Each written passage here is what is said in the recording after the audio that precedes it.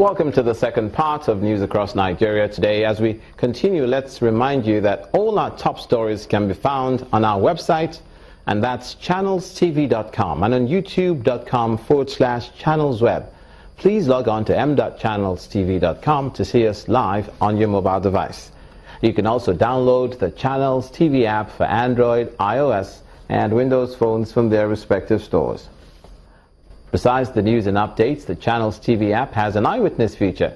We'd like to encourage you to use it to share those pictures, videos, or news of happenings around you. Just install the app, then tap and swipe to reveal the eyewitness menu and follow the instructions. The Cross River State Governor, Ben Ayade, has flagged up the construction work on a 138-kilometer dual carriage road. This, according to the governor, is in a bid to re-energize and increase footfalls into the famous Obudu Ranch Resort. Valued at 31 billion naira and expected to be completed in 30 months, and will traverse the 5 local government areas that constitute the Northern Senatorial District of Cross River State. As government continues to accentuate those things that make us united, we must also focus on those things that will bring prosperity. This road is one key example. Infrastructure is organic in the heart of any success, and I believe that is the beginning of a bright journey. I do know that within what we earn as a state, this would be a very difficult choice to take. It will be a very, very, very taskful thing to embark on. We will not allow this road fail. The road is already a success, and we had proposed that they should at least achieve at least 5 to 6 kilometers by today. But I'm glad to hear from the Commissioner of Works that they have already done 30 kilometers. 30 kilometers. And the asphalting is going to start by Christmas. This same place we're standing. Please come back here by Christmas. You will have your dual carriage road here. Women from this part of the state have been they've been suffering a lot, slave farmers, so to say, because they don't have value for their products. They farm, they put in all the labor into producing farm produce, but by the end of the day, people buy it at very cheap rate because of no access roads, But today, with the gracious effort of His Excellency, our amiable, digital, and unstoppable Governor of Cross River State, Senator Professor Ben Ayade, constructing this road is such a welcome idea for all of us, because women are now going to start having value for their products. To the southwest, the Oyo State government is accepting the current realities of the harsh economic indices and has slashed the salaries and arrears of its political appointees by 50%. The state government says this is necessary because of the continued drop in federal allocation and slow increase in the state's internally generated revenue. Meanwhile, the state government have announced the award of a 28 billion naira contract for the dualization of 4 major roads in Ibadan, Shaki, and adjoining towns.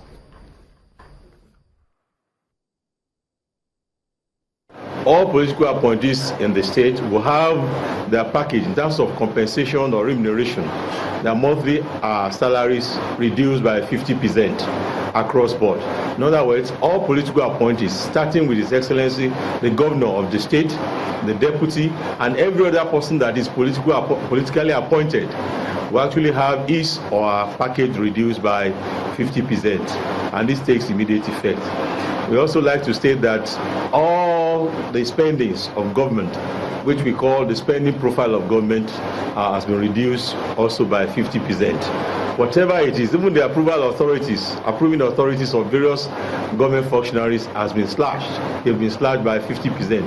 That goes to show you the situation of things and the measures government is taking to ensure that it's able to cope with the vagaries of the economic situation nationally and in the state. To security in the northwestern region of the country, the Kaduna State chapter of the Mietiala Cattle Breeders Association of Nigeria have condemned the recent killing of innocent people in Godogodo village and other communities in the southern part of the state.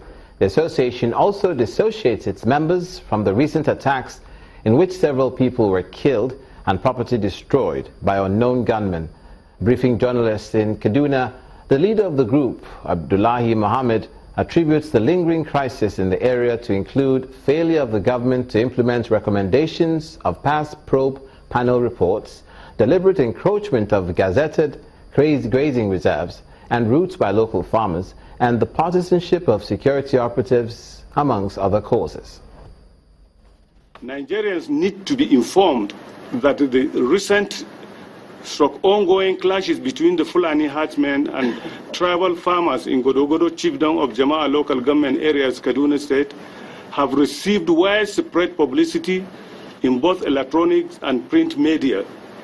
And the episode was specifically tabled at the National Assembly by the elected representatives from southern Kaduna. Unfortunately, what were published and discussed was one-sided story, resulting in the virtual condemnation of the Fulani herdsmen without giving them a fair hearing. Of recent and almost across the country, no one bothered to listen to the plight of the Fulani herdsmen, as the decision to condemn them had been overwhelming in a manner of head-loose, tail-loose situation. Therefore, the clear message is, anytime the herdsmen and their animals were attacked, killed or maimed under whatever situation, they have no right to complain, not to talk of defending themselves. They are always seen as the aggressors. And law enforcement also concerning security, the Nigeria police says it has arrested 18 suspected vandals and illegal bunkerers and impounded 2 vessels and 20 trucks laden with siphoned petroleum products in Lagos, in Kaduna, and some states in the Niger Delta region between October the 13th and November the 3rd, 2016. Parading some of the suspects arrested with 2 trucks and 868, that is 58,000 liters of cooked diesel in Abia and Kogi at the force headquarters in Abuja. The force public relations officer, Don Nawuna, says coordinated operations of the police anti-pipeline vandalism unit and key players in the petroleum sector made the arrests possible.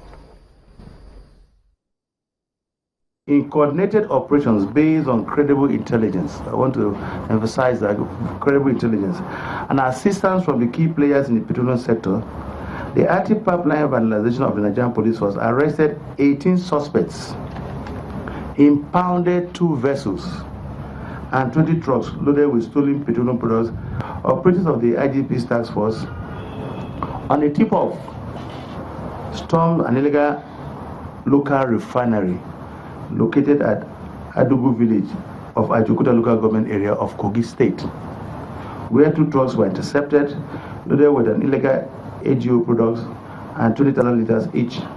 The 5 suspects mentioned above, during interrogation, volunteered confessional statements and admitted to the various criminal roles they played in the commission of the offense. However, investigation into this case is being intensified to arrest other members of the group at large.